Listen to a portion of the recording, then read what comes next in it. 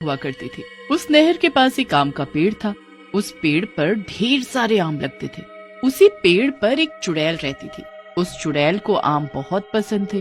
वो पूरी सर्दी इंतजार करती थी कि कब गर्मी आए और उसे आम खाने को मिले। उस साल भी उस चुड़ैल को गर्मियों का बड़ा बेसब्री से इंतजार था। जैसे ही गर्मी आती है और पेड़ पर आम लगना शुरू हो जाते हैं, वो चुड़ैल खुशी से झूम उठती है। अरे वाह, इस पर तो आम आने लगे हैं।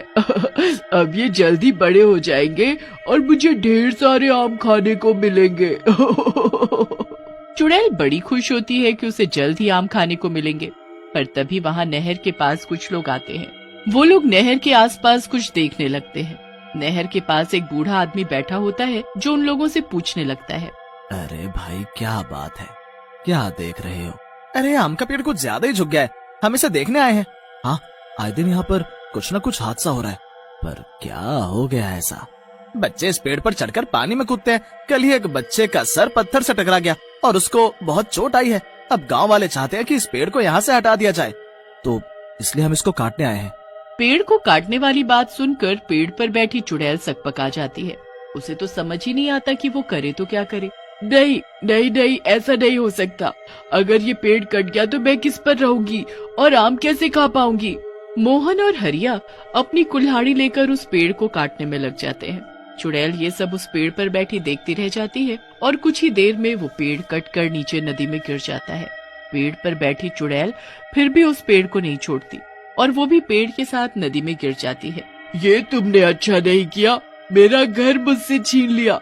मैं अब कहाँ रहूंगी और क्या खाऊंगी। चुड़ैल को आखिरकार उस पेड़ को छोड़कर नदी से बाहर आना ही पड़ता है। अब उस चुड़ैल को आम की भूख लगती है। वो देखती है कि कहीं कोई आम के पेड़ पर आम लगे मिल जाए तो वो आम खाकर अपनी भूख मिटा सके, पर उसे कहीं किसी पेड़ पर आम नहीं मिलते। वो चुड़ैल अब परेशान होकर यहाँ वहाँ घूम ही रही होती है। रात को जब चुड़ैल यहाँ वहाँ घूम रही होती है तो उसको मोहन 2 थैलियों में आम ले जाता दिखता है। चुड़ैल की आंखें इतने सारे आम देखकर चमक उठती है। वो तो आम के लालच में मोहन के पीछे पीछे उसके घर तक पहुँच जाती है। मोहन घर पहुंचकर अपने बच्चों को आवाज देता है। पिंकू, पिंकी, जल्दी आओ, देखो मैं तुम्हारे लिए क्या लाया हूँ। वाह, आम! मैं आज ही माँ से बोल रहा था कि मुझे आम खाने हैं। देखा, और आज ही मैं तुम्हारे लिए आम ले आया।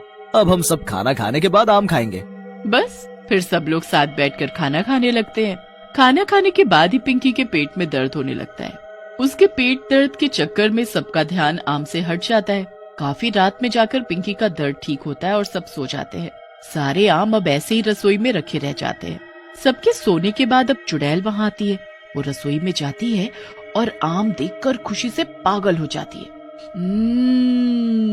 क्या खुशबू है, ये तो देखने से ही बड़े स्वादिष्ट और मीठे लग रहे हैं। अब तो मुझसे बिल्कुल भी नहीं रहा जा रहा। चुड़ैल जल्दी से एक आम निकालती है और उसे खाने लगती है। वो आम को ऐसे खा रही होती है जैसे सदियों से उसे आम न मिले हो।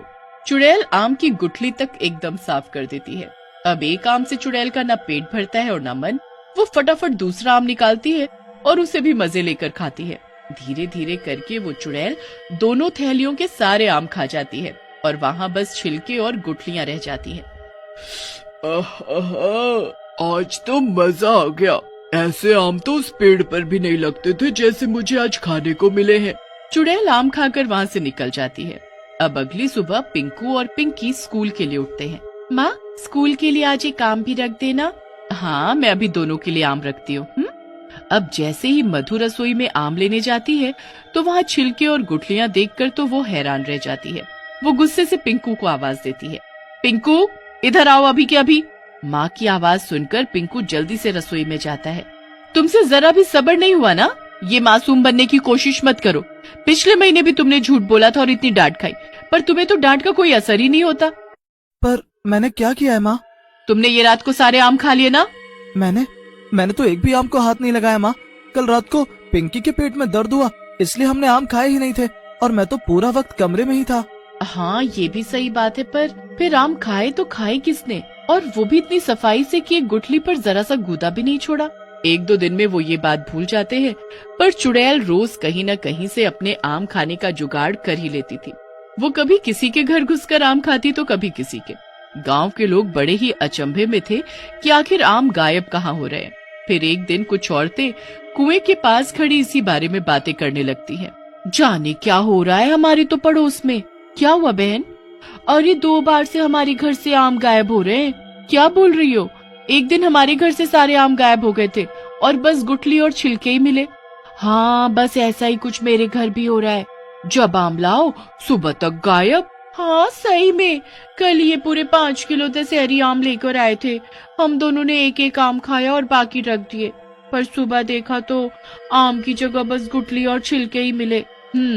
ये जरूर किसी आम चोर का काम है। कोई तो है जो सबके घरों से आम चुरा कर खा रहा है। अरे पर जो भी है, कोई क्या एक साथ 5 किलो आम खा सकता है?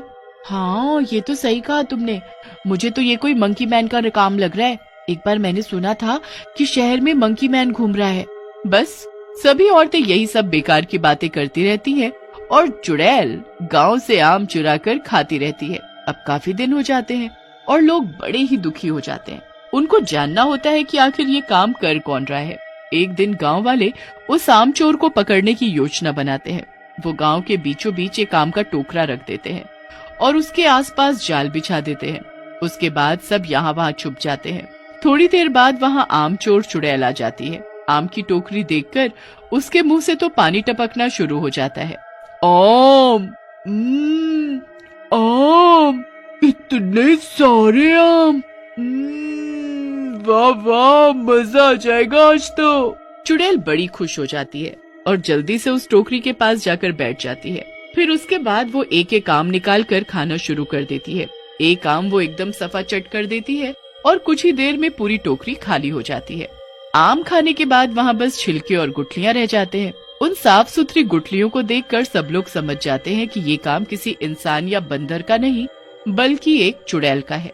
अब सब चुड़ैल के लिए बिछाए जाल को एकदम खींचते हैं तो उसमें चुड़ैल फंस जाती है।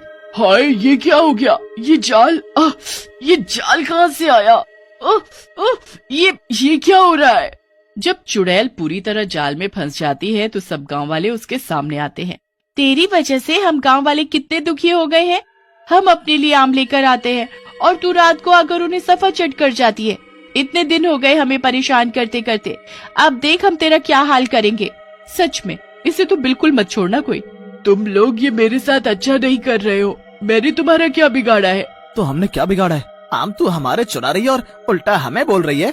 हाँ बोलूंगी, क्योंकि तुम दोनों की वजह से मेरी ये नौबत आई कि मुझे लोगों के घर से आम चुराने पड़ रहे हैं।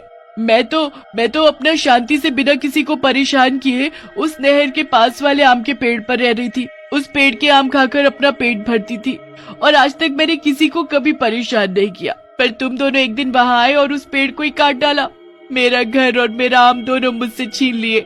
चुड़ैल की ये बात सुनकर गांव वालों को एहसास हुआ कि गलती इसमें सारी उनकी खुद की है और उस चुड़ैल के साथ बुरा हुआ। हमें पता ही नहीं था कि उस पेड़ पर तुम रहती हो और हमने तो अपने बच्चों की भलाई के लिए ऐसा किया।